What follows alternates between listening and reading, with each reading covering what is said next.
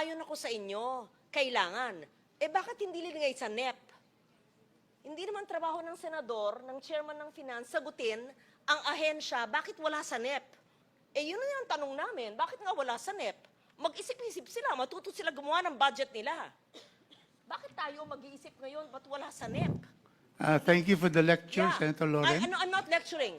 No, we thank you, really. You're really saying the right thing. No, But it's true. anyway, Because I was there for 5 years, and sometimes, hanggang last minute, they submit in the BICAM. Why should they submit in the BICAM? Pag-isipan nila ang kanilang NEP, National Expenditure Program, the President's Budget. That's why ayaw namin ma-insertion sa BICAM. Para tapos, itong Senado nagpasok nito, hindi man nila, sasabihin nila, priority nila pero hindi lagay sa NEP tapos sa Senado pupunta. It's not even in the HGAB and there's a congressman from Camiguin. So it really baffles me. Ba't ganito? That's why these agencies have to learn. Yes, Mr. Chair, marami naman po tayong linalagay talaga sa NEP, sa BICAM na wala naman dito sa NEP. Pero nagtataka ako kasi yung nasa papel at yung nasa projected image, iba-iba yung number. Alin ba talaga yung number? Halimbawa sa Navotas, feeder route, sabi 800 dito sa papel na pinamigay, andyan 200 na lamang. Bicol Airport, 500, naging 150 na lamang. Tapos yung Daet, 250, naging 150. Tapos yung Camiguin nga, tulad ng sinabi natin, at yung Katbalogan, dati 300, ngayon 200 na lamang dyan sa projected image. Alin po yung tama at bakit nagkakaganito? Transmission line. So after analyzing their work program, nakita ho namin na magre-relocate ho sila ng transmission lines. No? And last point, Mr. Chair, yung request po nila, para hindi po yata nakasama dito, doon pa lang po sa committee natin, nagre-request po ang Philippine Coast Guard yung kanilang health card benefits dahil wala po sila yung kanilang health benefits, Mr. Chair. And they were saying, which I can understand, whenever they're out in the seas, tapos pag tumawag yung pamilya nila na may sakit yung family member nila, kinda bumababa ang moral nila because they don't know kung umaasa lang sila sa PhilHealth. So yun po yung how do we deal with this, Mr. Chair? Unfortunately po, hindi ho sila nakalagay sa National Expenditure Program at due to fiscal space po, inuna ho natin muna yung subsistence allowance ho nila. So guaranteed na ho yung subsistence allowance ho nila. And we promise His Honor Senator Erwin na pagdating po next year, we'll try to fund the HMO ho nila. No? Also with the other agencies, kasi may mga agencies rin, lalo na yung mga military uniform personnel na ganun po yung request para pantay-pantay po. So we'll analyze that, we'll consult with you regarding this incentive, kung paano natin i-execute sa this coming year po. Thank you, Mr. Chair. Maraming salamat po. Mr. Chairman, Okay. I'll yield No, to... it's okay. Go ahead. I think it's the House's turn. Thank you, Madam Chair. Congressman Rodriguez. Thank you. Mr. Chairman, Madam Chair, Mindanao is the second largest island in the Philippines with 26 million population. If you will look at the Department of Transportation, there is no railway system in Mindanao. We can recall that during the time of President Duterte, there was already a feasibility study, everything was ready for phase 1 of the Mindanao railway system, which is from Tagum, Davao City, and then Digos. May we know the status of that because it was a very long project study. We spent so much for that. And may we know why there has been no implementation of this, the first railway project in Mindanao. Because in Luzon, you can see here, there is a North Rail, there is a South Rail, there is an East Rail, there is a West Rail, no single inch of rail in Mindanao. According to the agency, to DOTR, the funder of Mindanao Rail backed out, or I think maybe backed out is the wrong term, but there was a mutual agreement not to pursue the loan program. This is according to the DOTR. But in 2025,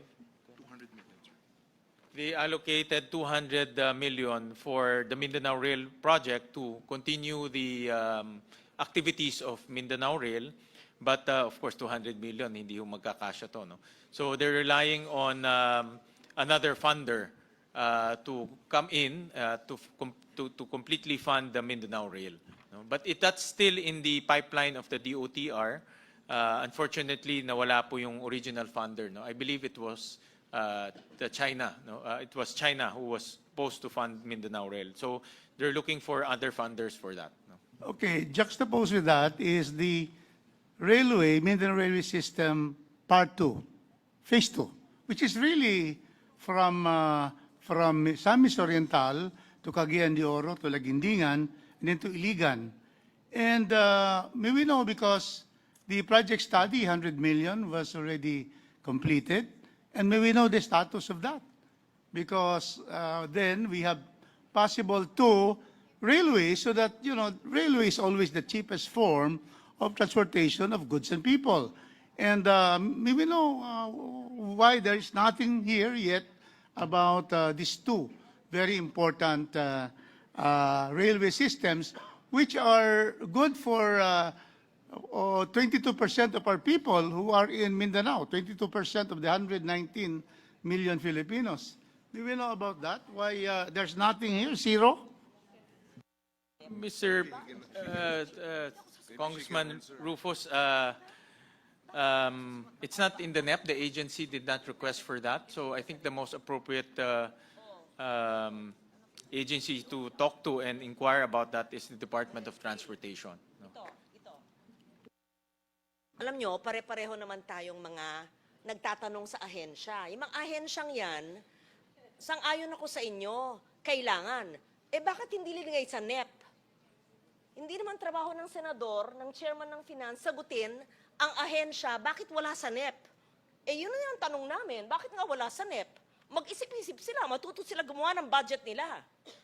Bakit tayo mag-iisip ngayon, ba't wala sa NEP? Thank you for the lecture, Senator Loren. I'm not lecturing.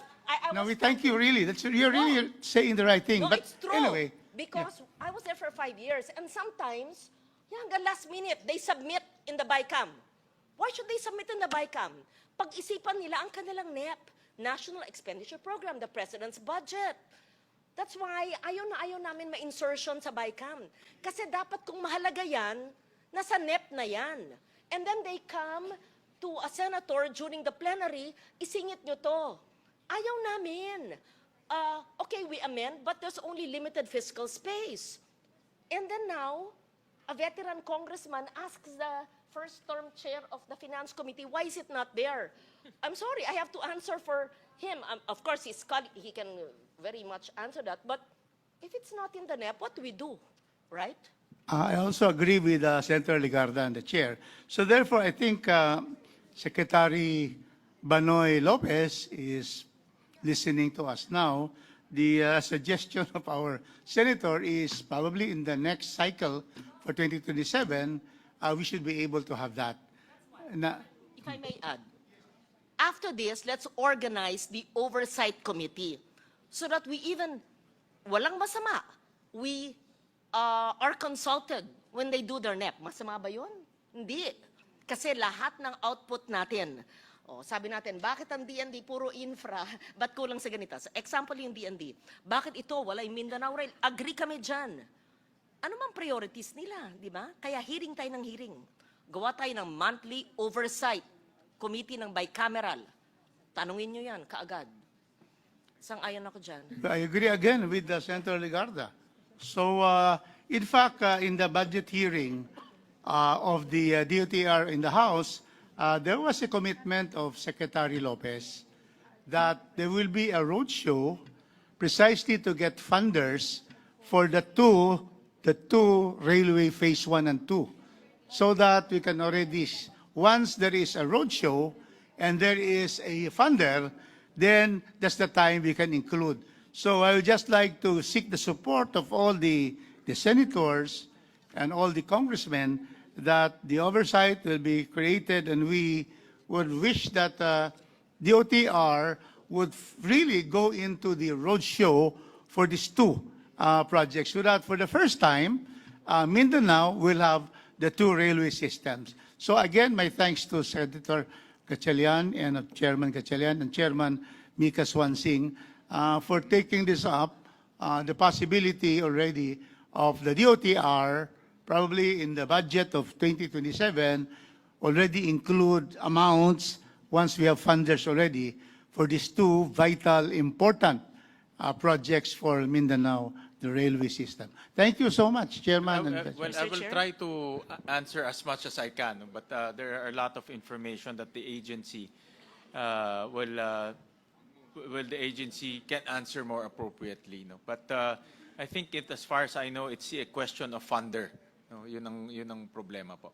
Yes, Mr. Mr. Chair. Chairman, Yes. Mr. Yeah. Chairman. We'll recognize Senator Aimee first. Yes, And then- thank you very much. I think this has to do with railways as well. I noticed two FAPs that have been reduced quite severely. Both the Metro Manila Subway project at 45 billion under the NEP has been reduced under the Senate for 25 billion. In the same manner, the North-South Commuter Railway at 76 billion in the NEP has been reduced to 37. My question is, are the amounts indicated in the NEP the minimum payments for our counterpart? Yes, Senator Aimee. In fact, we received a letter dated December 1, 2025. Let me just read it. Considering the remaining unobligated funds under the current FAPs and in line with our urgent priorities of the national government to further boost economic growth and social equity, we would like to respectfully inform the Senate of the possibility of reclassifying 34 billion out of the total loan proceeds allocation in our fiscal year 2026 proposed budget to the unprogrammed appropriations to support various priorities of national government. This adjustment will ensure more efficient use of available resources and present a timely opportunity to put existing resources to work where they are needed most. And we were also looking at the utilization rate of these two projects. The average, for example, in 2024, the utilization rate of the North-South Commuter Railway is only 23%, and the Metro Manila Subway is only 17%, Senator Aimee. So definitely the amounts allocated are not being utilized. So that's why they sent us a letter so that we can consider this. Yes, the concern, of course, is that firstly, the cost to the public has been measured many, many times by the World Bank, by JICA, and they run into billions every day, as well as, of course, the handling costs, because those are billions too. And finally, the reputational damage to the Philippines, because we don't pay our debts. So my problem is shunting the loan counterparts for foreign assisted projects towards the unprogrammed really is not the solution.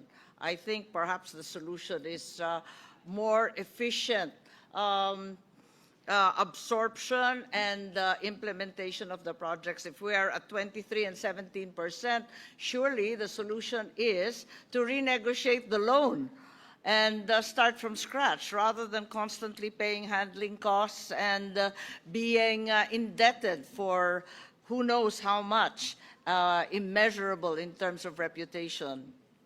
Actually, in the past 5 years, the North-South Commuter Railway, the average utilization is only 33%, and the Metro Manila Subway is only 36%. So the utilization remains very low for these two projects. However, the recommendation of the agency was to transfer it to unprogrammed funds because the unprogrammed funds normally comes in second quarter of the year, and that can be used to fund the two projects that were mentioned. Ganun pa man, hindi po solusyon yun. Kasi alam naman natin, Yes. kapag unprogram, ala tsamba yan. Hindi naman sigurado na may savings. Ano? Kaya't itong mga project na ito, inaasam-asam ng ating mga kababayan na hirap na sa traffic, lalo na ngayon, tag-ulan, plus Christmas pa, talaga naman oras-oras na nawawalda sa traffic. Ito na lang talaga ang solusyon. Sana maisip natin kung paano gagawin to dahil kailangan na talaga ang public transport dito sa Metro Manila at sa North-South commuter railway areas. So, yung pag-aawas at paglilipat ng budget sa unprogram para sa akin ay hindi tunay na solusyon. Yung ang program ho na later on pagpunta ho natin sa ang program, makikita ho natin na kumonti po yung mga items ho doon at dahil po kumonti, yung allocation po sa mga foreign assisted mas lumaki. No? So yun po ang ginawa ho natin para po magamit po yung program sa mga foreign assisted projects po. Opo, ipagpaumanhin ninyo pero sa ganitong panahon na sunod-sunod ang bagyo, lindol at iba pa, talagang hindi ako maasa na marami po tayong savings. Although, syempre, kinikilala naman natin na malaki na ang binawa sa unprogram. Maraming salamat. Sir Chairman, Minority Leader Marcelino Lebanon. Madam Chair, thank you. I would like to go back to the earlier suggestion of Senator Legarda on creating a joint bicameral conference committee oversight committee so that we can exercise oversight monthly on the proposed budget and even go back to the expenditure of government. Napaka-importante po ito dahil kahit yung Mindanao Rail, hindi na naitutuloy, malaki ng ginasto natin. Mayroon din tayong Leyte-Samar Rail which will connect Luzon and Mindanao. Wala rin sa budget ngayon. Hindi natin alam. Kaya kung ayaw kong bitawan yung kanyang thoughts. Kaya, if it is proper, I would like to present a motion for the creation of the bicameral conference committee oversight committee, that joint oversight committee that we can even, if possible, include in the special provisions of this GAA. So moved, Madam Chair. Second.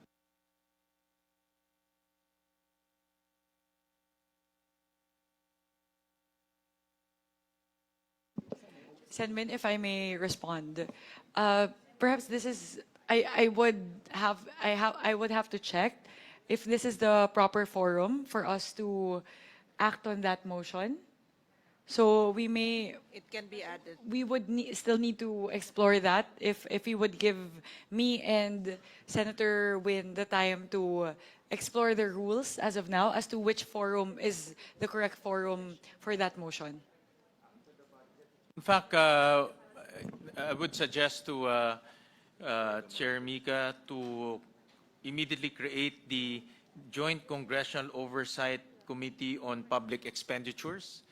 This is a built-in oversight committee for the Committee on Finance and the Committee on Appropriations to conduct oversight on all the expenditures and, of course, those items that are not being spent as well. No? So we can constitute that early next year. Yes, I would be very much supportive to convening that. We will act on that motion, Maino, if you could give Senwin and I the opportunity to figure out the mechanics, the procedures that we would have to follow to convene the said joint oversight committee, joint between the House and the Senate.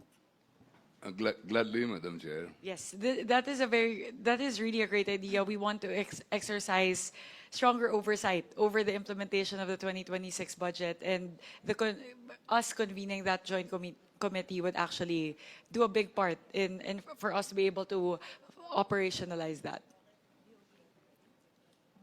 We'll get back to you po, Maino, and we'll get back, of course, to all of the BICAM conferees as to the next step forward as we convene that committee. Madam Chair. Representative Albert Garcia. Thank you, Madam Chair, Mr. Chair. In line with what Senator Amy was saying earlier, There was a JICA study way back 2017, if I'm not mistaken, where it says we're losing 3.5 billion pesos a day because of the inefficiencies of our economy. This is due to time wasted, traffic, pollution, productivity loss, work-life balance loss, and so on. So, 3.5 billion pesos a day. Ngayon po, gabi na, Mr. Chair, Madam Chair, we already lost 3.5 billion pesos. And if we will multiply this by 365 days, that will amount to 1.2 trillion pesos. And the study further says that by 2030, kung hindi ma-resolve yung problema ng congestion, it will escalate to 5.4 billion pesos. Times 365 days, that is 1.9 trillion pesos. Madam Chair, Mr. Chair, my dear colleagues, that will totally negate everything that we are discussing here, easily. So, mas grabe pa to sa kahit anong delubyo na dumarating sa ating bansa, mas grabe pa to sa kahit anong korupsyon na pinag-uusapan natin. This is times 100, times 1,000. And it seems like hindi po natin nasusolusyonan.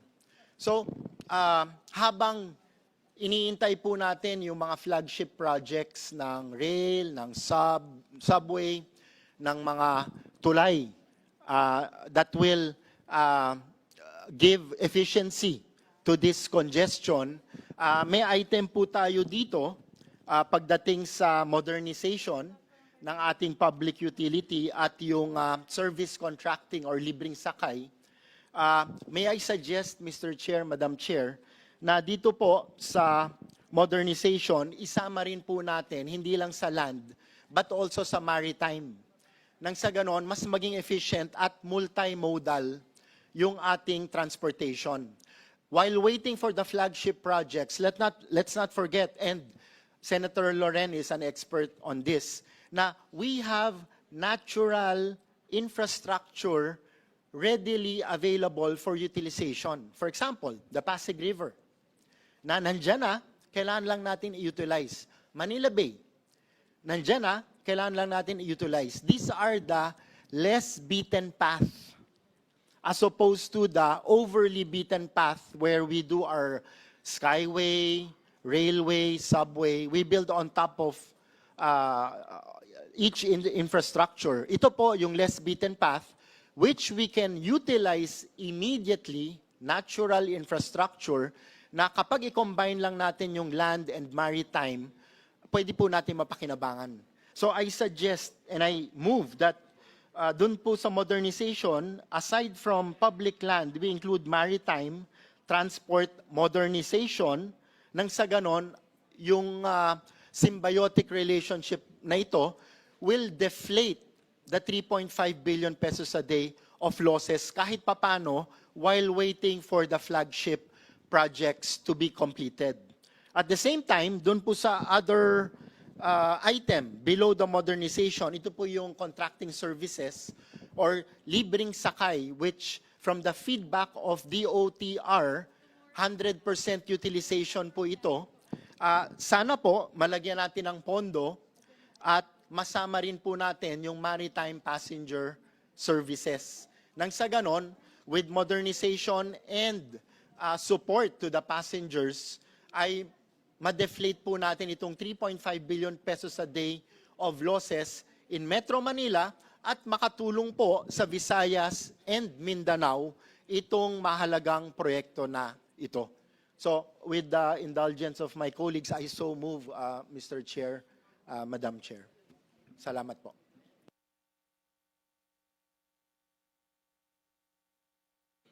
Mr. Chair, may I? Napakaganda ng sinabi ni Congressman Abet Garcia, hindi lang yung sa land, kundi ginagamit yung mga natural thoroughfares like lakes and rivers which are traversing the metropolis, really. But what is your motion? To approve? Is it a motion to convene the oversight, or is it monetary? Is it an amendment to a monetary provision? Both, Madam Chair, kasi yung modernization only includes land. So I move that we include maritime for the modernization, and for the servicing contract or yung libreng sakay, it only includes land. Isama na rin po natin yung maritime passenger services. Nang sa ganon, this will be complementary to each other and immediately help deflate the ballooning 3.5 billion pesos a day of losses. Wala tayong dagdag na amount kasi wala tayong pagkukunan. So, only in the nomenclature. So yung amount dito, it will cover, we agree. But if it's an additional amount, we don't know where we'll get it. Yeah. Sa ano po, sa modernization, the Senate's version is to the amount of 2.5 billion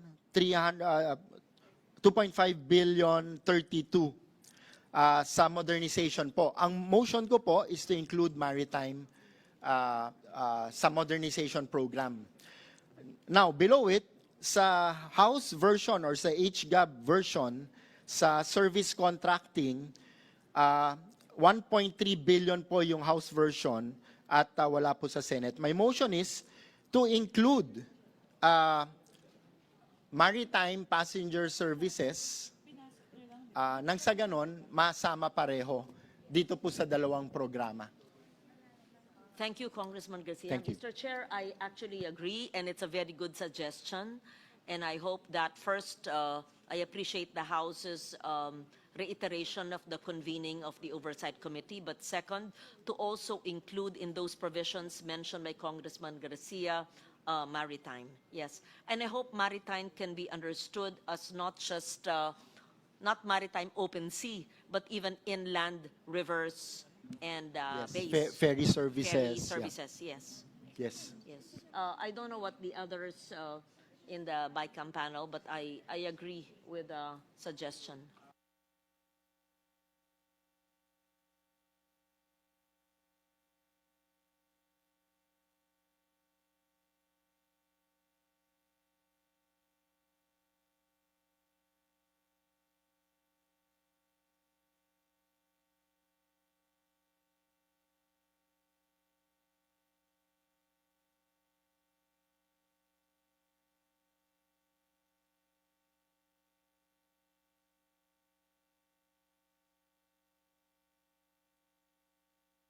This is for public, the whole 1.3B is a realignment. So does that mean we will divide the funds for, but we don't know where? Maritime would be so broad. I agree with you in concept, but where do we, in what program? Because this is very specific. It's not my amendment. Whose amendment is it? May I request the suggestion? I can see the benefit of the suggestion by Congressman Abet, but may I suggest that the committee studies it because the locally funded project is geared towards the public PUV modernization program. So we need to consult the agency if they can also include maritime in that program. No, I'm not very sure if they can do that. They can integrate those programs because I know the modernization is geared towards replacing the Jeep and converting it into modern Jeeps. No? So I'm not very sure if maritime can be included in that program. Okay? Mr. Chair, I consulted also Secretary Banoy on this, and he agrees. Kung mako-consider ng BICAM, they would welcome the program, Mr. Chair, Madam Chair. Ang tanong ko po siguro, one, we are creating a separate PAP for that because you're already adding maritime there. Second, would the amount be sufficient? Kasi ngayon po 1.3 billion lang eh. So that includes your PUV and maritime sharing the same 1.3 billion, and that 1.3 billion has already been realigned to the Public Transport Modernization Program. Siguro po ang tanong ko yung pareho sa tanong ni Senator Lauren kanina, ibabalik ba ulit? So tatanggalin ulit sa Public Transportation Modernization Program, tapos yung 1.3 na yon, yun yung combined for the PUV and the maritime? Kung wala na pong fiscal space, Madam Chair, Mr. Chair, pwede po nating i-divide yung dun sa modernization para magkapondo rin yung contracting services, and let us include maritime on both. Nang sa ganon, magkaroon ng symbiotic relationship at mas maging efficient yung ating transport services while waiting for the flagship projects ng rail, subway, skyway, and bridges. Yes, Mr. Chair, with all due respect and recognizing the good intent of Representative Garcia, yung modernization, hindi naman na saklaw lamang lupa, andun modernization. Pag linagyan natin ng maritime, kailangan dadagdagan rin natin ng underground kasi yung subway. Kailangan lalagyan din natin ng overhead kasi yung LRT. Pagkatapos may air din. Nagiging komplikado po. Siguro mas maigi, iwanan na yung modernization with a clear understanding na sakop nga lahat. The reason why we propose to increase the modernization, dahil malaki ang backlog sa modernization program, and we want to keep the modernization program going. No? Kasi maraming cooperatives na ready na sila mag-modernize but kulang lang yung subsidy. No? So that's the reason why we propose to increase it, no, to 2.5 billion. Senwin, if I may, given that we still have to study it, we can either do one of two things. Approve the DOTR budget as is, and then we can revisit it tomorrow if necessary, or we defer until this is resolved. I would prefer the first option, actually. We still have tomorrow, so let's approve it as it is for now, and then we can make the adjustments tomorrow. We'll have enough time to confer with Secretary Banoy on the matter. I agree, and we can also study the proposal. The proposal is quite novel, and also the benefit will, yeah, it's very good, it's novel, and I'm sure it will benefit a lot of our constituents. But give us time to study, and give us time to also consult with the agency on that project. I agree also, actually SVC Abet consulted me also before he made the manifestation. I was also in agreement of the intent. We just need to fine-tune how we would actually affect it on the budget. So by tomorrow po, SVC Abet, if that's okay, we'll revisit, and then we still have another item to revisit within the OTR tomorrow. There was also a request from Secretary Banoy with regard to doing some realignments from the MMSP and the NSCR towards the common station, the Cavite Common Station, LRT Line 1 Cavite Extension Common Station, and the AFCS. So we still have one more item that we need to tackle within the budget of the DOTR tomorrow. So we'll do that alongside this, the point on the maritime subsidy and modernization, if that's okay. Point of information lang po. Napansin ko lang, yung sa, tama ba yung nakikita ko? Yung Katbalogan ba yan?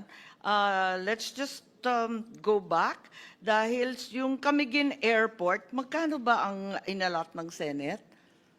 Parang nalilito kami kasi parang naging 150 na lamang, samantalang nung sa papel na binigay sa amin, 250. Alin ba talaga yung budget ng Camiguin Airport? Alam natin, island province yan at hirap na hirap sa transport. Dito sa papel kasi 250, pero dyan sa projected sum, nasa 150. Alin yung tama? 150 po, 150. Yeah, 150.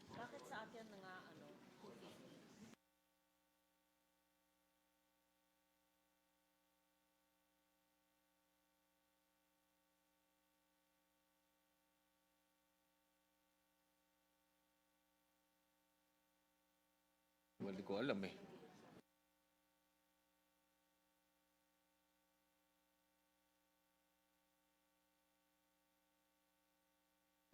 Mr. Chair. Madam Chair, Yes, Representative JJ Romualdo. Honorable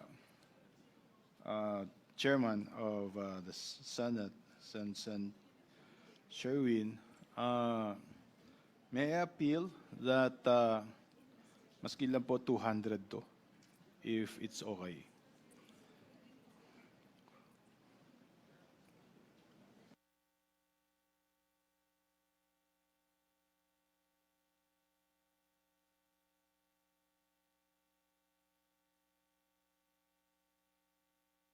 Actually, this is a proposal from the committee. Senator JV proposed this, and it's not an agency. It's not in the NEP, but it's an agency proposal that the subcommittee carried. No? Yeah. Because as far as I'm concerned, from the agency, I was informed that they will put it in the HGAB or to the BICAM 500. Then it appears 250. Because last year po, nilagyan po ng 200 to. Hindi nga rin lumabas, naging FLR. No? So now, if it's okay, Mr. Chair. Again, I raise the point again. If it is so important to the agency, why did they not put it in the NEP? And then they come to the Senate, and of course, I'm very supportive, Kong JJ. Kaya lang, hindi nila linigay sa NEP. Can I have a 1-minute suspension, Mr. Yeah, Chair? let me just say, and if it's in the GAA 2025 na FLR, then we ask DBM to release it. Yeah, magkano yung na FLR dyan? Oh, tapos hindi sila maglagay sa NEP. Ano bang ahensya yan? Bakit sila ganun? May pondo pa sila dahil so na merong FLR. na FLR, ang way forward dyan, iparelease yung FLR na yan. Yeah. Kasi makikerry Nandyan yan eh. Para tapos itong Senado nagpasok nito, hindi man nila, sasabihin nila, priority nila pero hindi lagay sa NEP, tapos sa Senado pupunta. It's not even in the HGAB. And there's a congressman from Camiguin. So it really baffles me. Ba't ganito? That's why these agencies have to learn. Yes, Mr. Chair, marami naman po tayong linalagay talaga sa NEP, sa BICAM na wala naman dito sa NEP. Pero nagtataka ako kasi yung nasa papel at yung nasa projected image, iba-iba yung number. Alin ba talaga yung number? Halimbawa sa Navotas, feeder route, sabi 800 dito sa papel na pinamigay, andyan 200 na lamang. Bicol Airport, 500, naging 150 na lamang. Tapos yung Daet, 250, naging 150. Tapos yung Camiguin nga, tulad ng sinabi natin. At yung Katbalogan, dati 300, ngayon 200 na lamang dyan sa projected image. Alin po yung tama at bakit nagkakaganito? Yun po yung mga, tinignan din ho natin yung utilization, then we also consulted with the agencies. Ang kailangan po is to jumpstart the project. Wala ho siya sa NEP, wala rin ho siya sa GAB, but linagay ho ng Senate para po to jumpstart the project. No? So, we consulted along the way kung ano pa yung amounts or minimum amounts to jumpstart the project. So, ito yung mga amounts na recommended po. No? So, but in other words, matutuloy po yung project. And these are Senate interventions, no? So that matuloy po yung project. May mga cases katulad ng Camiguin po na may pondo na FLR lang. No? So matutuloy rin siya in 2026. No? So, ang sinasabi natin, Chair, yung mga tamang number, yung nakikita natin, eto, yung nakaproject, itong pinamigay, mali. Tama ba yun? Kasi mali itong nakasulat sa amin. Ito po yung recommended amounts. Okay. Ito po yung Tapos, recommended amounts. meron rin dito na hindi ko na nakita dyan, yung Rail Transport Program Light Rail, LRT Line 1, Passenger Subsidy, walang nakasulat dyan, samantalang dito sa papel na pinamigay sa amin, nasa 3.6 billion. Alin ba yung tama? Madam, Mr. Chair,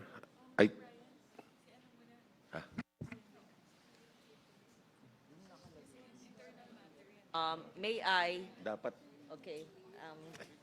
samantalang blanco kasi dyan. Oo. Mr. Chair, nangyayari talaga ito. Pati nung panahon ko noon, iba yung third reading version, iba yung sa BICAM. Kasi what we are holding here in our hard copy is what we approved on third reading. Between the third reading and the BICAM, we go back to agencies and we re-review their utilization. And this agency is notorious for not using their funds. Not only this agency now, but since Aquino administration, I remember that was my complaint from 2012. Sino may secretary yun? Si Abaya. They would not use their funds. So, these cuts from the hard copy we have on the third reading, I'm not the vice chair of this. I'm just trying to defend the chair and the vice chair kung sino naglagay. There was a slight reduction because they still have their unutilized from GAA 2025. That's what I imagine would be the reason, right? Mr. Chair, there's an appeal of a fellow member. The final reading of the Senate has 250, and there's a request for 200. I think I would move that we have, instead of the middle ground is 250, it became 150. So Congressman JJ of the Island Paradise of Camiguin would wish that we have at least 200. So I would move that we approve that request. We'll have a minute suspension, Mr. President.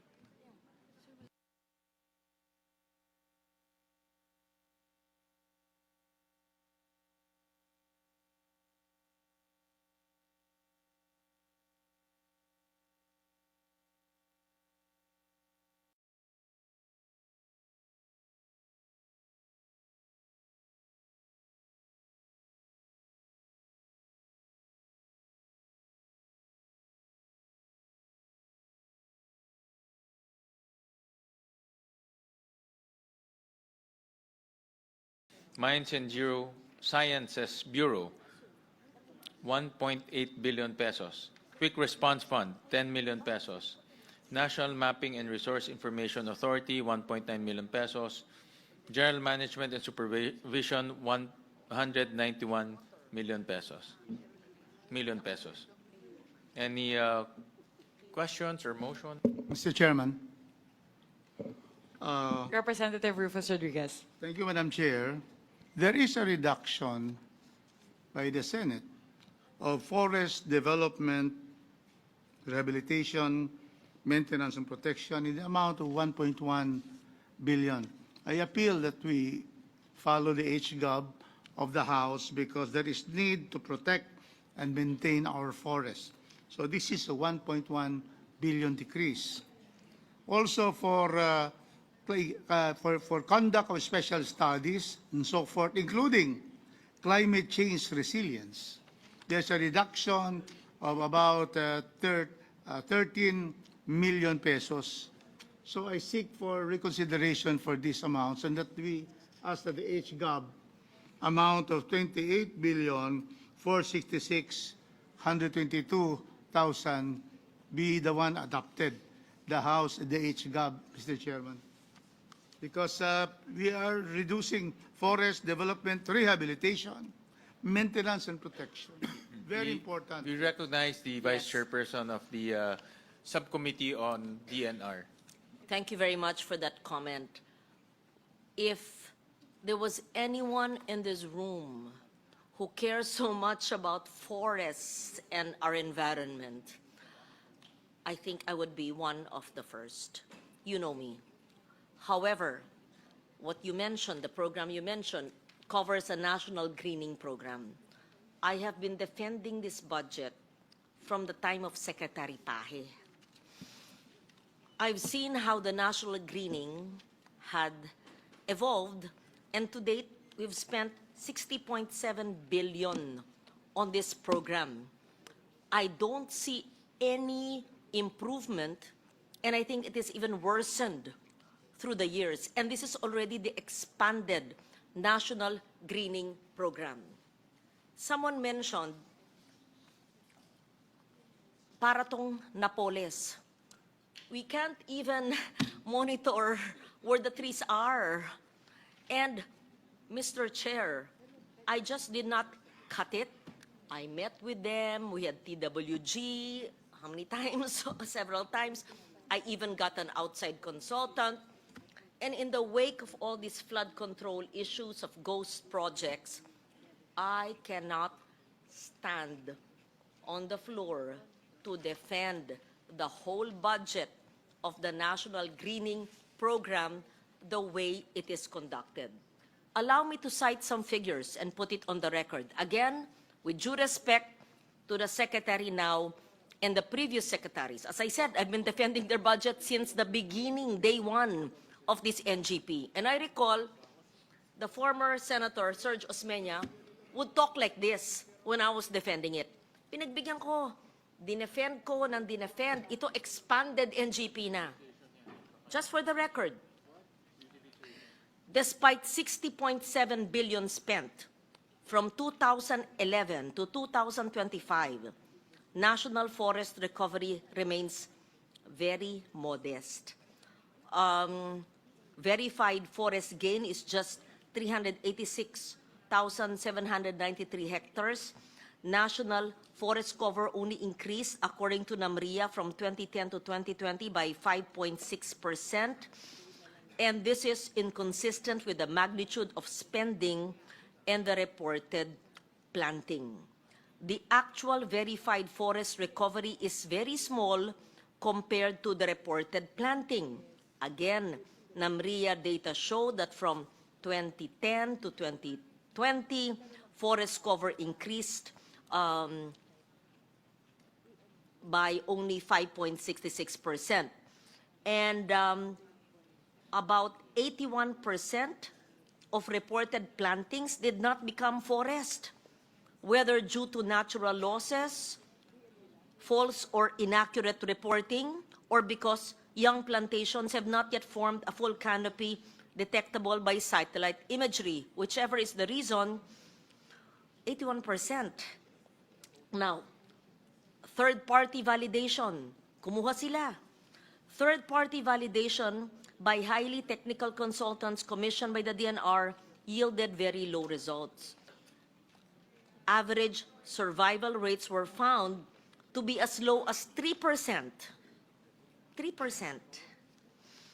The monitoring and evaluation systems are weak and were implemented very late. For the first 7 years of the NGP, and I was there from the beginning, I was defending their budget from the beginning, and the early years of the expanded NGP, the DNR had no functional and independent long-term monitoring framework. And COA reports, read all the COA reports.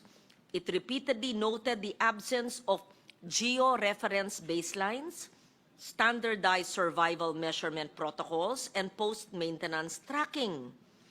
The tools that should have been foundational, meaning third-party validation, satellite-based checks, or consolidated digital monitoring system, were only funded in 2018 onwards, long after billions have been disbursed. In short, it started 2011, but they only did their monitoring or third-party validation 2018. So I feel guilty. Been funding it since 2011. Earlier accomplishments were self-reported, unverifiable, and vulnerable to inflation. This structural weakness severely undermines the credibility of reported planting figures, survival rates, and expenditures. I can go on and on. Ang haba po nito. Hindi ko naman ziniro yung nagtira tayo ng ilan? More than 500 M. We just have to have a reset. And I talked to Secretary Lutilia, and he said, of course, it's new. I said, you know, we can support you in the next year, but just prove to us that from 2011 to 2025, meron na bubuhay at meron naman improvement sa forest cover na wala naman tayo. So, the remaining amounts, just to be sure there is no corruption, will be focused on planting on protected areas where the plants or the trees can be regularly monitored and protected. As you very well know, under our expanded NIPAS, a National Integrated Protected Area System, we have over 120 protected areas. So at least if it is in protected areas, it is earmarked for that, may mag-monitor yung mga PAMBI, nandyan sila. So those are the reasons, and I can say more. Let me just put this into the record. So frustrated because I used to increase them.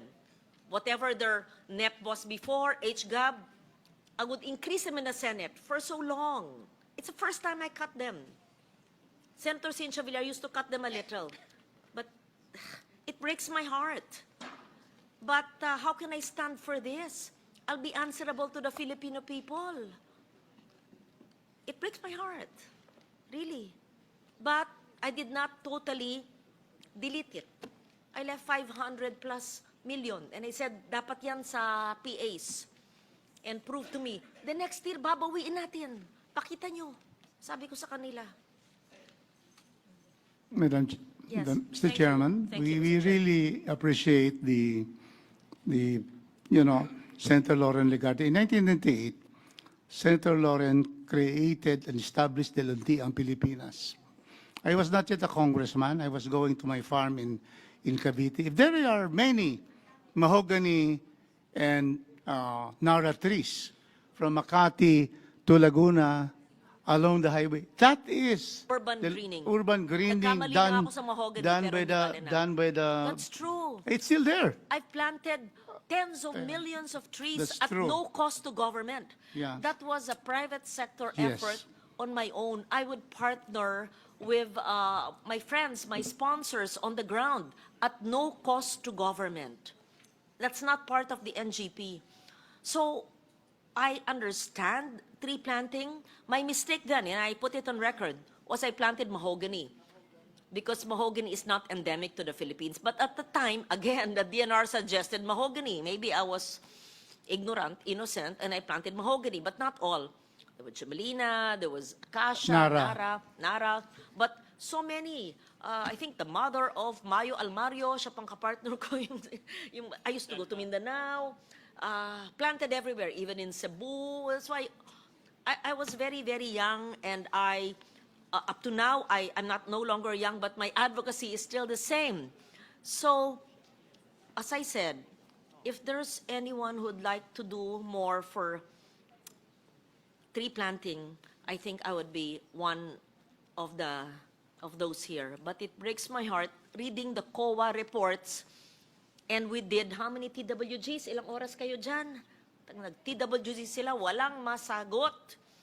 I gave them a chance to prove to us. Tapos 3% lang ang tumutubo. Ano yan? Di ba para naman ako, baka mahabla ako niyan, tapos pondo ko ng bilyon-bilyon. Thank you, Senator. However, if I can Yeah. give the experience, I don't know what happened in other places, but in Cagayan de Oro, I go together with the DNR to plant along the banks of the rivers, of the 5 rivers of my district. I go with the DNR, and they are growing, they're taken care of. It includes the barangay. The barangay would take care of nourishing them until they will not need any more watering, including also in the mountains we have in Cagayan de Oro. So I don't know what happened in the other parts of the country, but I assure you that in Cagayan de Oro, all the greening program, inauguration, the planting itself, we were there. Because I am very particular about our environment in Cagayan de Oro. So that's why I still make an appeal, because I think it's important that we are able to engage the barangay officials. Because when we plant, if it is not taken care of by barangay officials, they would die. In Cagayan de Oro, a barangay officials, especially along the banks of the rivers, we plant bamboo. And they were there, and they nurture it, and now it's quite, they're very much alive, and they're now tall. So my point is that it's very small. We have only 3 billion, and then it's now 2.4. So I mean, let's give it a chance. Probably, a re-engineering on how there will be planting, and the taking care of the greening program. But I tell you, you come to Cagayan de Oro, I can show in our banks of the rivers, in our reforestation area, we're doing very well. Cagayan de Oro, first and second district, we have forests there. We have communal forests. So that is It's not a zero my budget. experience. Yes. My experience in Cagayan de Oro. Thank you, Mr. Chairman. But it depends There's on 500 in the body. million. Thank you very much. We appreciate your comments, and there's 500 million, and this will be spread out in different regions of the country, and we will make sure that Cagayan de Oro is covered by the remaining 500 million. It's not even 2.4. It's only 500. 2.4 billion. But the NGP, different kinds of tree planting It's programs. 500. Yes, So, 500. yeah, thank you for that. Yes. Okay, so that's a very good observation of the Senator. Yeah. The second one is climate change resilience. It does not give us, it's not a proper message that climate change resilience and the conduct of special studies is reduced by 13 million. It's from 384 to 371. So it's here, including climate change resilience. So, This was requested by the agency to transfer it to EMB. EMB? because 384 ang HGAB namin eh. Yes. Tapos naging 371. We did not cut it. The EMB had requested, No, it's on the, here, conduct special studies. Because the word climate change resilience is there. It is reduced by 13 million. yeah. They moved it to EMB. It was an agency request to move it to EMB, to the Environmental Management Bureau. I didn't cut that. I didn't touch it. They just asked that it be moved to EMB. That was an agency request, Mr. Chair. Okay? I'm clarified. Thank you.